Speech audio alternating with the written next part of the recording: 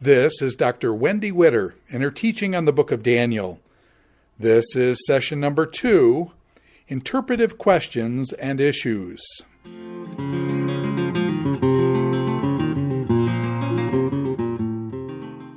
This is the second lecture in the book of Daniel, and today we're going to be looking at some interpretive questions and issues that we have to struggle through before we do an in-depth study of the book. So we want to look at several basic interpretive questions, and I introduced them in the last lecture, but they're questions that we should ask of any book, any passage in the Bible. Sometimes there will be good answers, sometimes we won't be able to find the answers, but it's an important exercise to go through the questions. So we're asking questions of genre, and by that we mean, what kind of writing is this book? How do I interpret this kind of writing? We're looking at questions of human authorship and date and audience. So who wrote it? When did they write it? Who were they writing to? We look at questions of historical setting or historical context. What were the historical circumstances behind the events in this book? What might the author be specifically addressing? And we sometimes ask questions of purpose. Why is this author writing this particular book? And these questions are all interrelated, so if you can find an answer to one, sometimes you can find answers to the others, sometimes you can't, but your answer to one very often determines your answers to others. So it gets a little messy, but those are the basic questions we're looking at. We're going to start with genre. So when we think about genre, we really start big. So genre is a kind of writing, a kind of literature. When we ask this question of a passage in the Bible, let's say you pick the New Testament passage of Matthew 5, and you say, well, Matthew 5 is in the Gospel of Matthew. Right there you've made a genre distinction. It's in a gospel. Well, if you're reading, say, Paul's teachings on deacons and elders, you're in 1 Timothy. That's an epistle. It's a letter. If you read, "The Lord is my shepherd, I shall not want," well, you're in Psalms. That's poetry. So you can make a pretty decent observation about genre just from that information alone. Sermon on the Mount is part of Matthew, which is a gospel. And the Gospels generally, well, they're accounts of Jesus' life, narratives that recount Jesus' life. If you're reading Paul on elders and deacons, you're in 1 Timothy. It's an epistle of Paul. Specifically, it's one of his pastoral epistles. If you read "The Lord is my shepherd," you're in Psalms, you're in poetry. Well, so we've just said Gospels.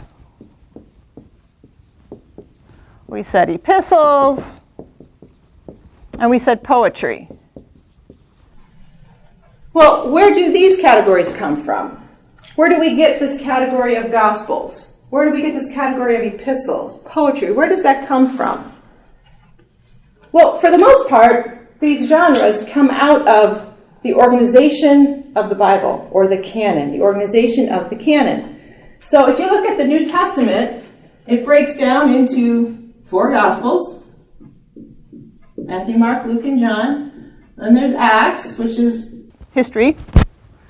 And then you get into all these epistles or letters.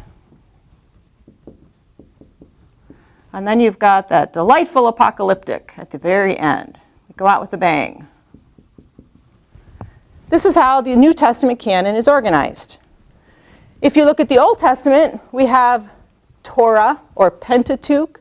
We have a chunk of history books. We have a bunch of prophetic books.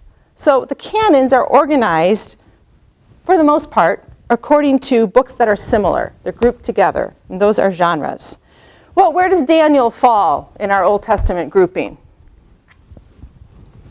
It's a trick question. If you just said, well, it's a prophet.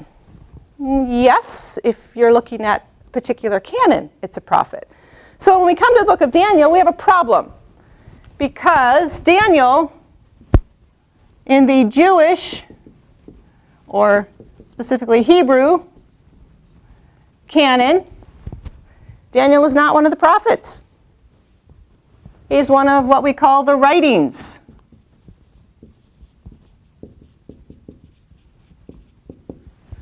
If you're looking at an English Bible, Daniel is one of the prophets. Why are they different? If you look at a table of contents in your Bible, you'll see fairly clear groupings of genres. And Daniel will fall in different ones in the respective canons. So, let's look at this a little more closely because it's actually a very important question. Let's look at, which one should we do first? Let's do the Hebrew Canon first. So the Hebrew Canon breaks into three groups. There's Torah, there's prophets, and there's writings. Those are the three categories in the Hebrew Canon. In the Torah, we have Genesis, Exodus, Leviticus, Numbers, Deuteronomy. I'm not going to write all those. The prophets in the Hebrew Canon start with Joshua, Judges, not Ruth, Samuel, Kings, not Chronicles, not Ezra, not Nehemiah, Isaiah, Jeremiah, not Lamentations, Ezekiel, and then we've got the 12 minor prophets. So Hosea through Malachi. Those are the prophets. Then we've got this third category called the writings. The writings are everything else. It's just the easiest way to remember it. But we skipped several books. So Ruth, Esther. We skipped Nehemiah and Ezra. Oops. We skipped Psalms, Proverbs, Ecclesiastes, Song of Solomon, Lamentations, Chronicles. Did I get all of them? And Daniel. Job, thank you, Job. And Daniel. Where are we going to put Daniel?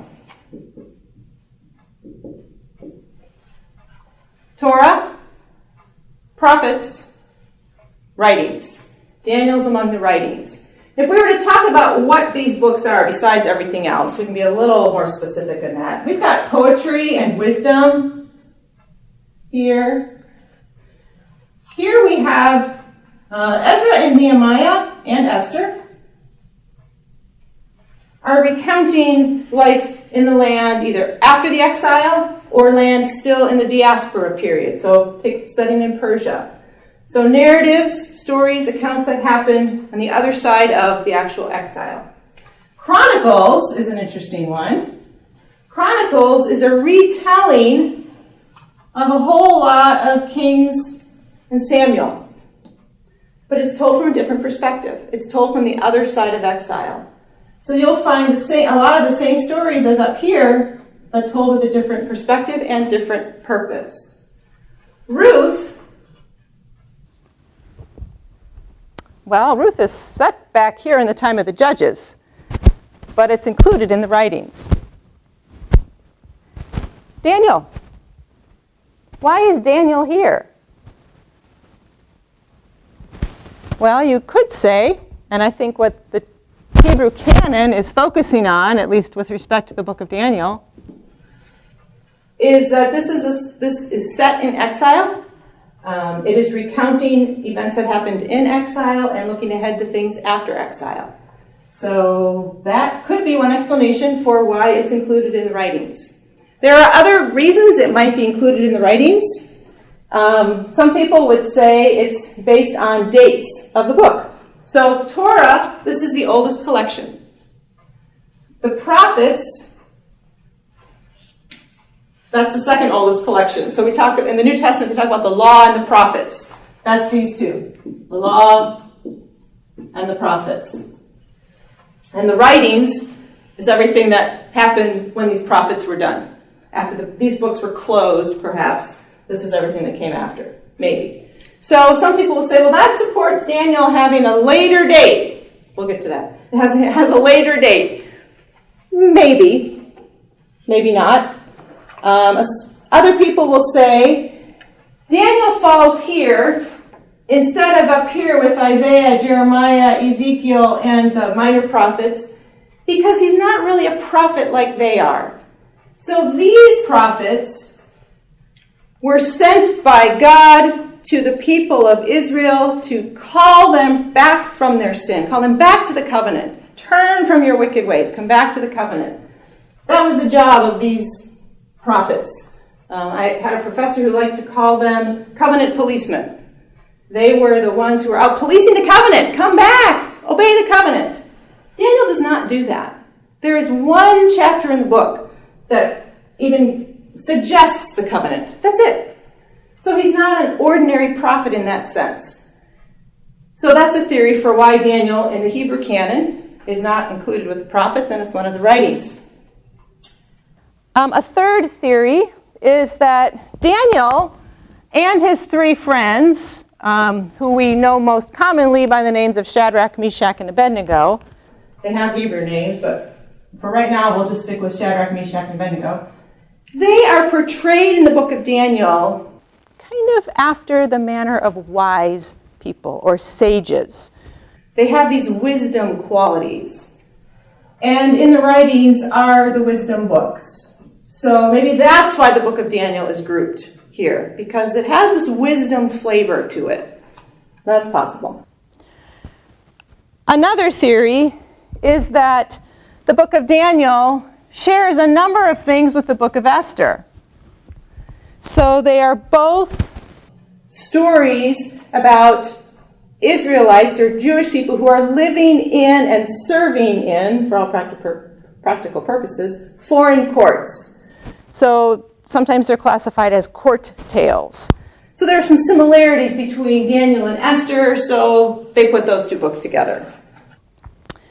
A final suggestion, which is the one I kind of favor, but again, we don't know, we're just exploring the question and possible answers, is that the Hebrew Canon focuses more heavily on the first 6 chapters than it does on the second 6. So remember, the book of Daniel has 2 genres, very distinct genres. We've got narrative stories, and we've got this apocalyptic prophecy, not quite sure what to do with it. They're very distinct. So the Hebrew Canon made the choice, okay, we're going to categorize it according to the narrative. And specifically, it's exilic and post-exilic narrative. So that's why it goes here. Now, this part of the canon, or this part of the book of Daniel, is what the English canon will focus on. This prophetic, apocalyptic. So Daniel gets grouped with the prophets. Let me tease that out just a little bit.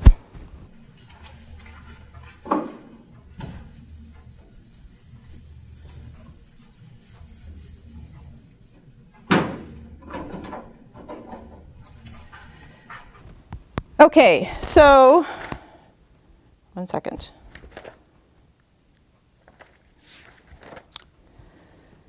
The Christian canon or the English canon, which, by the way, could be a whole study in itself, the table of contents is based on the order of the books in the Septuagint. Now, the Septuagint, crash course. Okay. The Old Testament's original language is Hebrew. The very first translation of the Old Testament was into Greek. Remember our world empires here. We moved from Persia to Greek, and Greek becomes the commercial language of the Hellenistic world. So suddenly in this time period, there are Jews who are losing Hebrew. So they can't read their sacred scripture. So the Hebrew canon is translated into Greek. This is the Septuagint.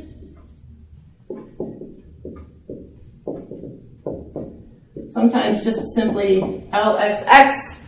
There's a whole legendary story behind that we're not going to get into. All you need to know for our purposes here is that the Christian Bible, we're just going to call it the English canon to keep it simple, is based on the table of contents or the order of these books, not the order of these books. Why? I don't know. It's the way it is, though. So what's the interesting question is, why does this table of contents organize the books differently? Why is Daniel not a prophet? Where's my list? So in this canon, the English canon, we have what is commonly just called law that actually matches up with the Pentateuch, the Torah. It's the same 5 books. Genesis, Exodus, Leviticus, Numbers, Deuteronomy. Same books. English canon, Hebrew canon. Then the English canon has what we typically just call history books. And that starts with Joshua, Judges, Ruth, the Samuels, Kings, the Chronicles, Ezra, Nehemiah, Esther. That all falls under what we would categorize as history books. So notice in this grouping, Ruth, in the Hebrew canon, that was part of the writings. Chronicles was part of the writings. Ezra, Nehemiah, Esther, those are all part of that third category, the writings. English canon, those are history. Then we have what people call the major prophets. I'll come back to poetry in a second. Major prophets. So you have your big ones. Isaiah. Major really is just referring to the size. Isaiah. Jeremiah. People usually throw Lamentations in here just because it's the next book. Technically not a major prophet. Ezekiel. Daniel. Those are the major prophets. Minor prophets. Only minor because the books are smaller. There's 12 of them. They're also called the 12. Hosea, Joel, Amos, Obadiah, Jonah, all the way to Malachi. I ran out of room. It's 12. So those are the prophets. So if you were to compare this category to the Hebrew one that I erased, Daniel's an oddity, right? He's over there in the writings. And they would include in their prophets these guys, which is an interesting discussion for another day. The last category of the English canon is what we would call poetry and wisdom, sometimes just called poetry, but it includes wisdom too. So we have Job, Psalms, Proverbs, Ecclesiastes, Song of Solomon, and technically Lamentations ought to go here. I think I got them all. So difference. Why is Daniel among the prophets? Again, we can't really say. I think the easiest answer for me is that this canon, for whatever reason, was focusing on the second half, the genre of the second half, which is apocalyptic / prophecy. So it categorized it with the prophets. I know, if you wanted answers, you're not going to get them. We're just exploring the questions, giving you the options. But the reason it's fair to ask this question is because it helps us recognize that it's a bigger question than we may have thought. If you say Daniel's a prophet, well, the New Testament does affirm that, but in the Hebrew canon, he's kind of a different animal. So it's worth asking why there's a different order, what they're focusing on. And honestly, in my experience, a lot of the focus of my background was on this second half, almost to the exclusion of the first half, such that they're good stories with morals. You know, be like Daniel, dare to be a Daniel. Stand firm for God. Those are the morals that come out of those 6 chapters. This is really where a lot of interest lay. So maybe that reflects the English canon. I don't know. So what is the genre of Daniel? Taking us back to the original question. Is it narrative? Yep. Is it prophecy? Sure. Is it apocalyptic? Yes. It's not an easy answer. It's all of those things, which makes interpreting it a little more difficult, because the way you interpret narrative differs a little bit from how you come at prophecy. So bigger question, bigger answer, but it's worth asking. That's the genre question. If you thought that was fun, we're going to talk about the date. Author and date. So who wrote the book of Daniel and when? Author, date. Who wrote it? When did they write it? Well, you could be sitting there thinking that's really not a hard question. Daniel wrote it, and he was in exile, so he wrote it in the 6th century BC. Right? Daniel did it. And he wrote it in the 6th century. Oops, I can't spell. Easy enough. Move on. Well, I wish it were that simple. First of all, let me say that the book of Daniel has no claim at the beginning of the book for who wrote it. It has no what we call a superscription. So when you read Psalms, they often start with a Psalm of David. It's ascribing that writing to David. When you read some of the prophets, you get the prophet's name. These are the visions that this prophet saw.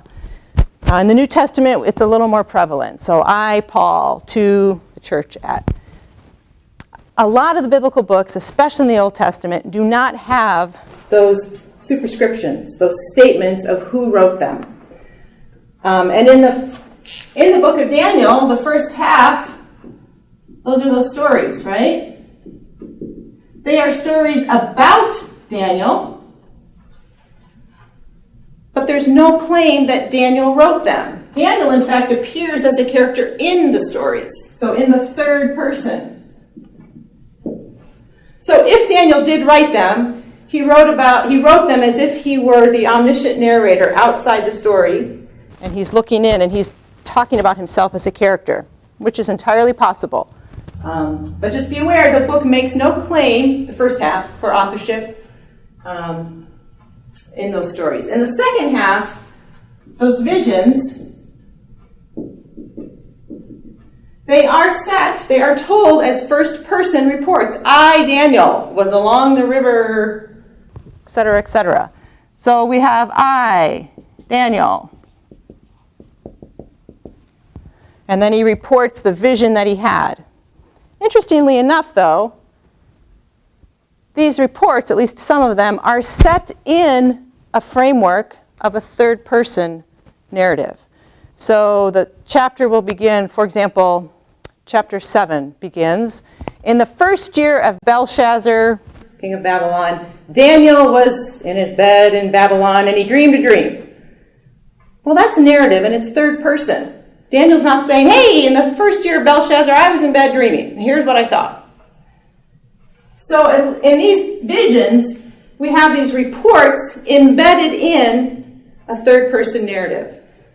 So again, Daniel could have done it all. It's possible. Or somebody else could have taken this collection and put it together and added the framework. So, all that to say, this is the first answer many people give. Daniel wrote it when he was in exile in Babylon in the 6th century. And that is largely based on this use of first person in the second half of the book and the fact that the stories are about Daniel. So the assumption is that he must have written it. Although the book of Jonah is a story about Jonah, there's no claim that Jonah wrote it. The book of Joshua recounts the events of Joshua, but there's no claim that Joshua wrote it. So again, it's difficult, it's complicated. The second view of authorship, I'm going to call this one, this is really the traditional view. This has been around a long time. Sometimes it's also referred to as the conservative view. Sometimes it's also called the early date. Well, if it's early, you can guess that there's going to be a contrast with the late. Okay, and by early, we're referring to the 6th century period when Daniel was in exile. This is the traditional view, conservative view, early date view. Then we have what's often called the critical view. And by that, I don't mean it's a view that's critical of this one, although it is. When we talk about critical scholarship, we are talking about commentaries more like this one that are very interested in how the text was put together, the nitty-gritty of where the manuscripts were found, and all those sorts of critical issues that aren't necessarily important for teaching and preaching the book. It takes a very historical, what's the word I want? Can't think of the word. Historical critical view. It's also called the late date. And that'll probably do us. So this view says that the book of Daniel was written by an anonymous Jew who was living in Palestine, so different. Here, Daniel's in exile. This is an anonymous Jew living in Palestine during the 2nd century BC.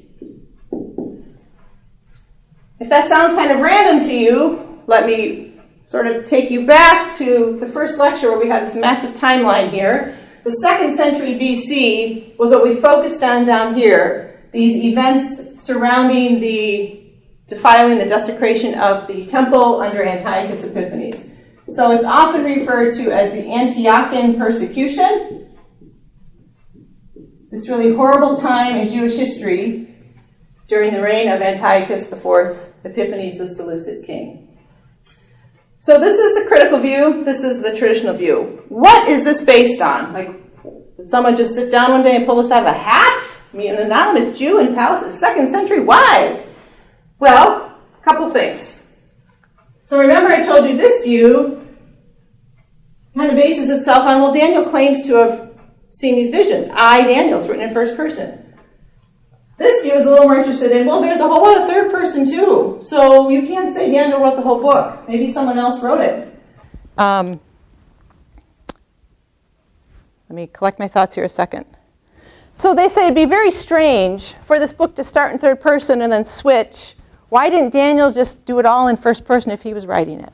That's one argument. The biggest argument, though, has to do with, we'll just call some historical difficulties. There are a number of places in the book of Daniel where, regardless of what kind of scholar you are, it's very hard to answer some historical questions. So there's a character in the book of Daniel called Darius the Mede. And he's pretty important in the book of Daniel. In Daniel in the Lion's Den, he's the one who has Daniel thrown into the Lion's Den. He appears at least 4 times by name in the book. Darius the Mede, Darius the Mede, Darius the Mede. We have pretty extensive historical records from Babylon and Persia, and there's no mention of this Darius the Mede. So the question arises, who is this guy? Who is this historical character? Another issue that isn't necessarily historical, this is more of a genre issue. If you're going to call Daniel a prophetic book, which I'm happy to call it a prophetic book, it's looking at the future, but the Old Testament prophets may have been telling about the future, but they spoke to their present audience in a way that was understandable and relevant to them. When you get to some of the things in the latter part of Daniel, chapter 11 especially, you have this very detailed, unlike any prophecy anywhere in the Bible, and you have to hang on about 10 more lectures until we get to that. It's just strange. This historical, it's really like a history lesson, recounting of this particular time in their history. Now, the question then is, if you're living back here in exile, and Daniel the prophet is telling you this history, or foretelling this history, you have to kind of ask yourself, what was the purpose for this audience? What would it have meant to them, this history that's coming up? The relevance question. The original author would have spoken a message that was relevant to their audience. So when you get to this apocalyptic material, it's difficult with Daniel to see what the relevance would have been. Another thing associated with the genre is that apocalyptic really comes into being during the Second Temple period. So apocalyptic literature is literature of oppressed people in large part. They are looking for divine intervention to fix the world. And the only way the world is going to be fixed is if God invades our space and does it. This chaotic, cataclysmic, remake the world. That's how bad things are. Well, this comes into being during the Second Temple period. And it really flourishes, and we see it in the book of Revelation. It really doesn't exist much over here. And so it's kind of a strange, well, what would this apocalyptic literature be doing back here? What's the message of comfort about this future thing to these people back here? It's just a question related to the genre. It's a lot like a lot of Second Temple literature that follows this apocalyptic genre. So here's one of the ways that this late date gets explained. Rather than saying it's prophecy that's foretelling a future from, let me try this another way.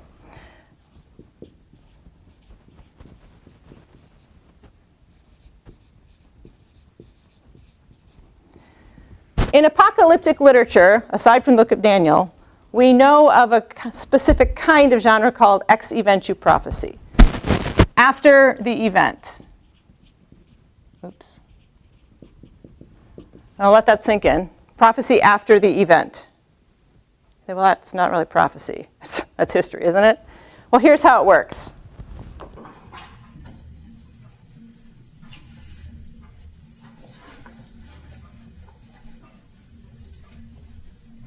Let's pretend that we are going to have, let's pretend that George Washington, we have the character George Washington, and we want him to be telling us prophecy about United States history.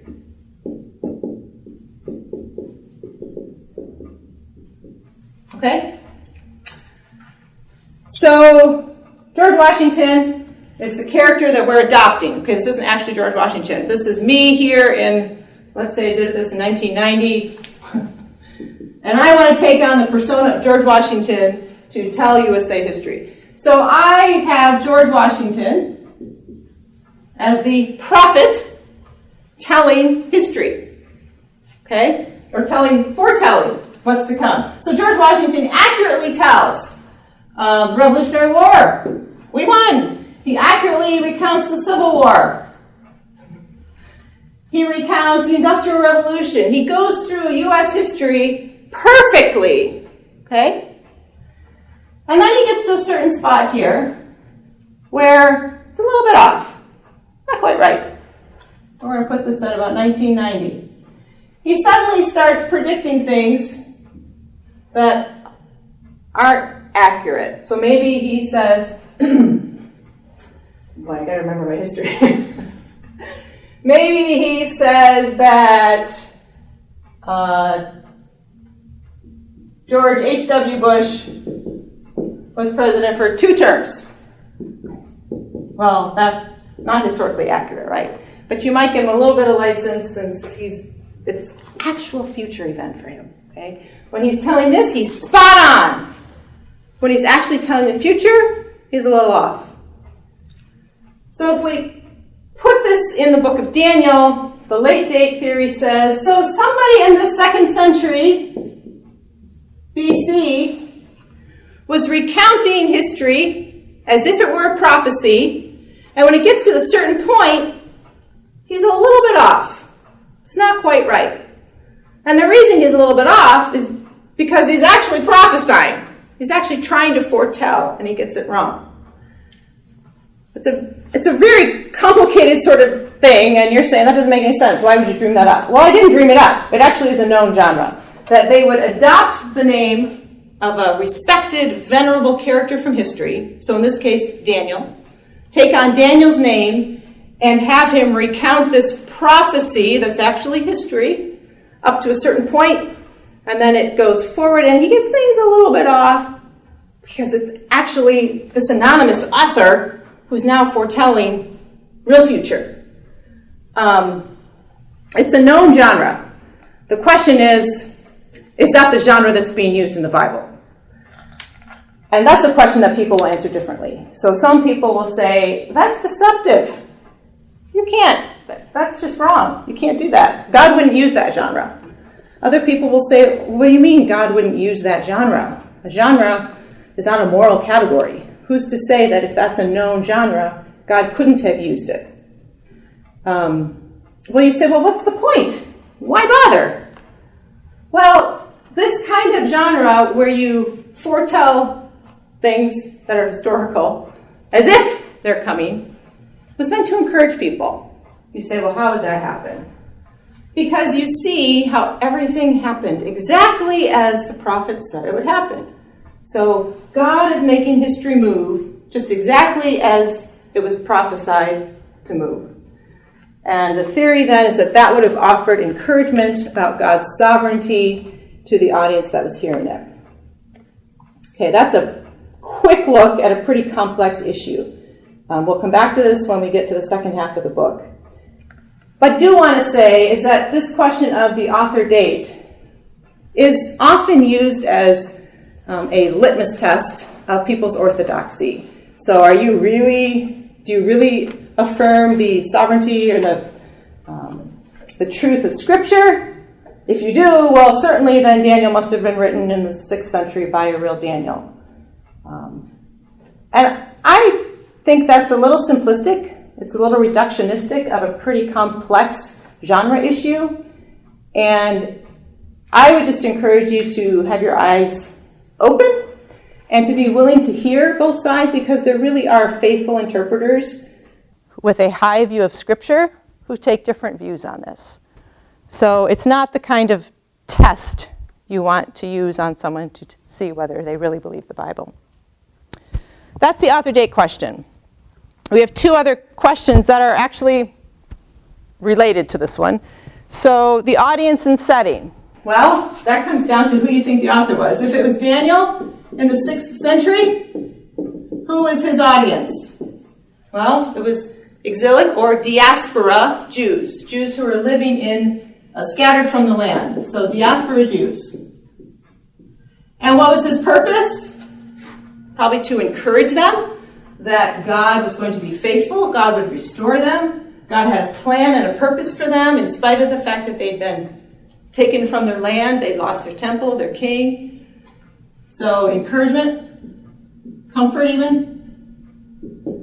If you say that the author of Daniel is this anonymous Jew in the 2nd century BC, well then who's his audience? Well, specifically, his audience would be the Jews in Palestine who are living under this Antiochian persecution. So 2nd century Jews under the persecution. What would be his purpose of writing it? Some similar. So to assure them of God's sovereignty, God is in charge of history, and in the apocalyptic chapters, the purpose is this comfort that someday, hang on, the righteous will be rewarded and the wicked will be punished. So that's the encouragement that comes out of this author date view. So those are our major issues, and you can see that Book of Daniel does not readily fall in simple categories when it comes to genre, when it comes to author date, and when it comes to audience and purpose. When we come back, we're going to take a look at different ways you can approach the book. There are several different structures, ways to structure the book, and we'll talk through that. Thanks.